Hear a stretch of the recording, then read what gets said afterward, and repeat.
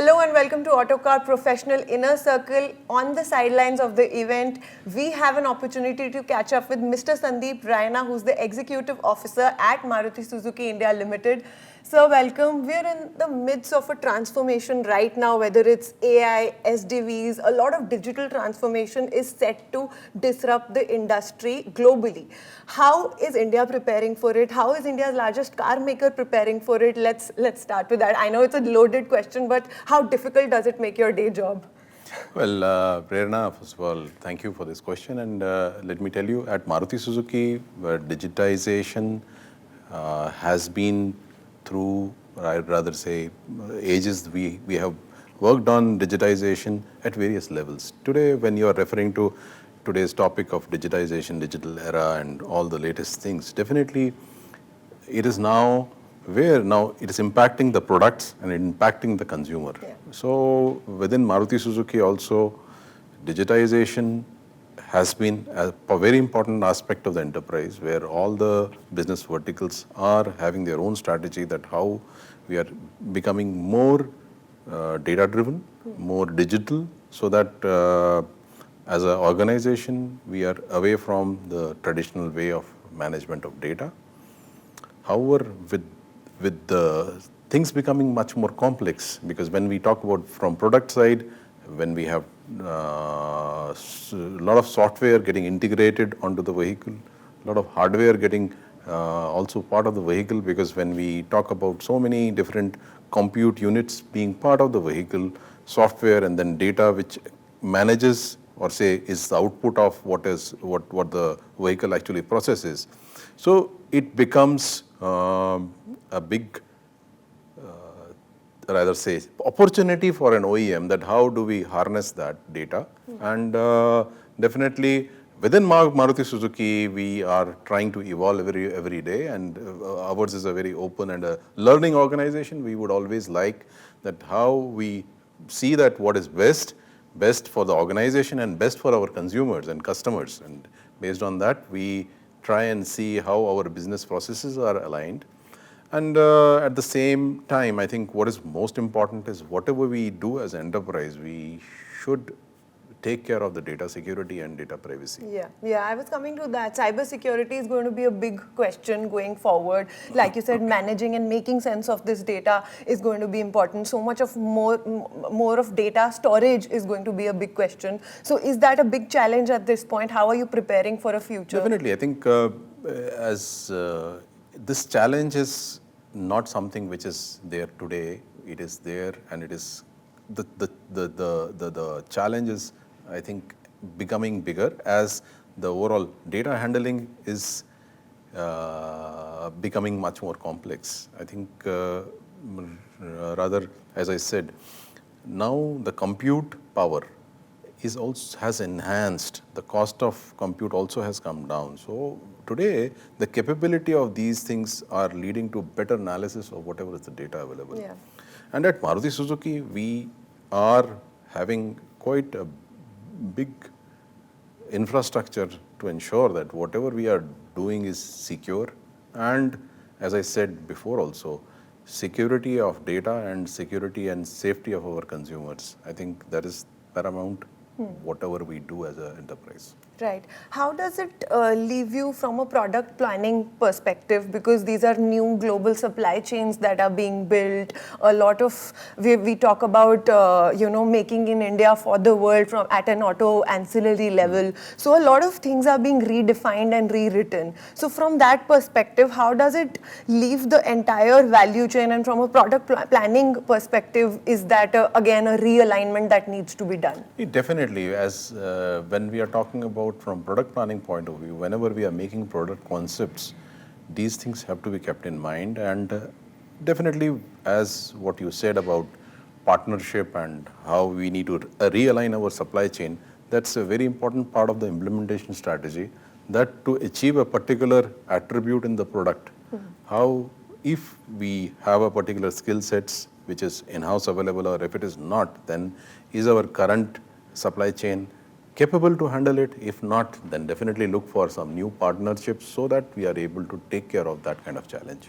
Yeah, but a lot of what you do is also preempt the future, which is the toughest part of how to navigate this entire uncertain VUCA world, like we call it. So, how do you sort of, how exactly do you do it, and how tough is it becoming because of so many, like we have seen rare earth crisis, we've seen now the war raging, and how it's impacting the whole oil supply. It might lead into, the EV demand growing or not. We don't know. So, how do you sort of plan for a future? You see, we cannot predict of Exactly. such kind of uncertainty in the environment. For example, be it rare earth or be it the war which we are facing currently. I think these things can never be forecasted. And what is important is definitely to some extent you can understand the future market, future customer needs. Based on that, make your plans, make your product concepts so that you are able to take care of those things.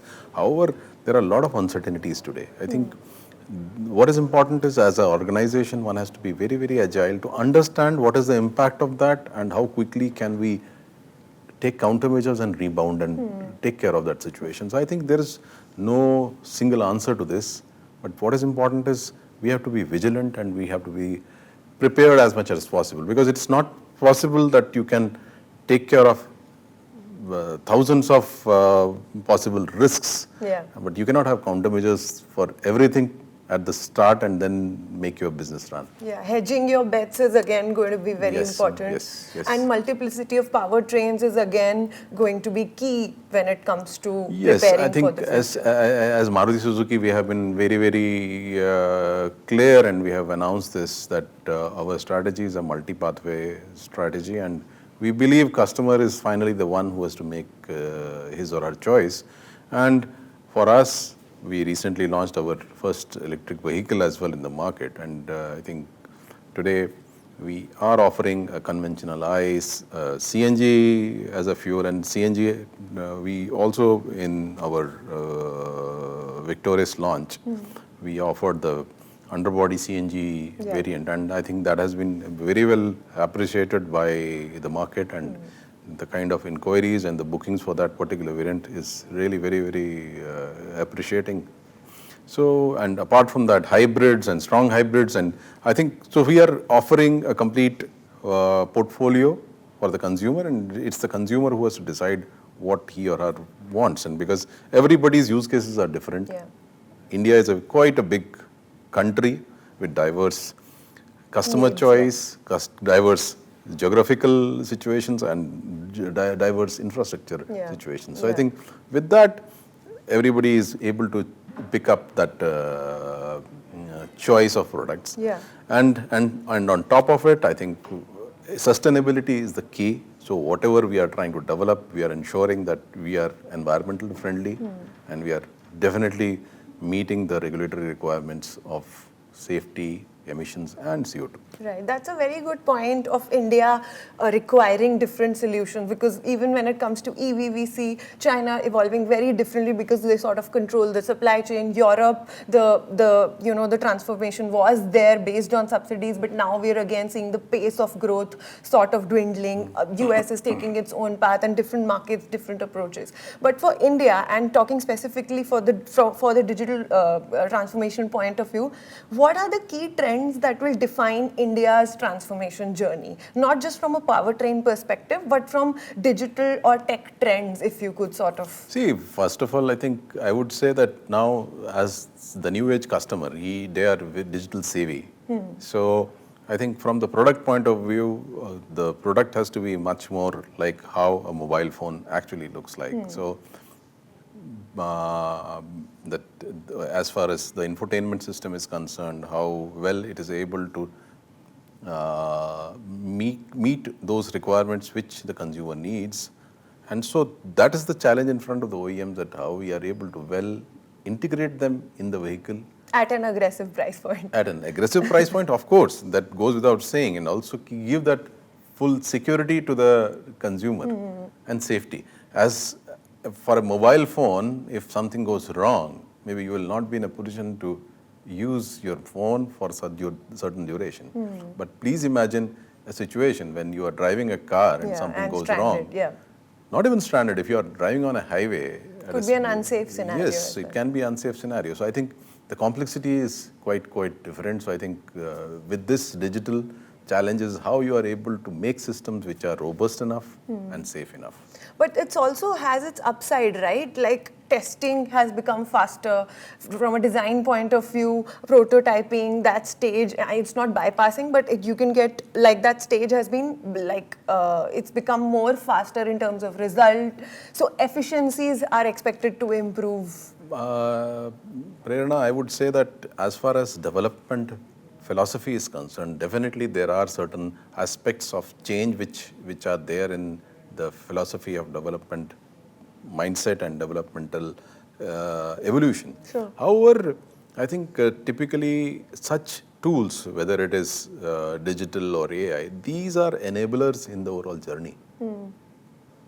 So it is not a magic wand that it will do away with a particular phase of development. Yeah, but as vehicles are becoming more complex, the logics are becoming much more complex. So there is a way through with these tools you can be more faster in doing that evaluation. Yeah, more agile, like you said. Yes. Yeah. Leave us with certain impacts of this transformation that no one is talking about today. Like, for example, when we talk of EVs, for example, I don't think enough people are talking about scrappage on how, or the overall battery life and what to do with the post battery life cycle. So this is some of the area that we need to sort of focus on. Similarly, on a digital front, what is some of the future trends that people should be focusing on? I think to my mind comes on reskilling.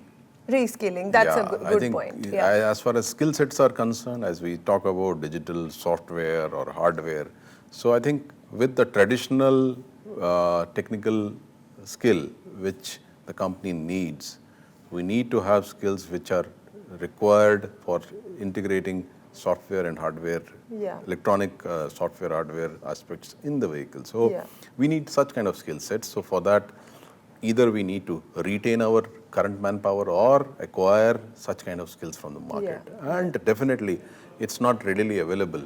So definitely you need to have that kind of partnership also to take care of that in the medium to short term. Yeah, and it has to come from a very bottom-up level. It has to come maybe at an engineering institutional level. What is being done to integrate? Are they even studying the kind of things they will be making 5 years from now? So all that I think needs to sort of blend in very well. But regardless, it's a very interesting times that both of us are sort of seeing in terms of whether it's powertrain technologies, whether it's the tech inside the car, whether it's the mechanical part of it that's sort of now, mechanicals plus software driven. So it's a very interesting times ahead for the industry. Yes, of course, yes. Thank you so much for spending time with us and sharing your insights. Thank you for us.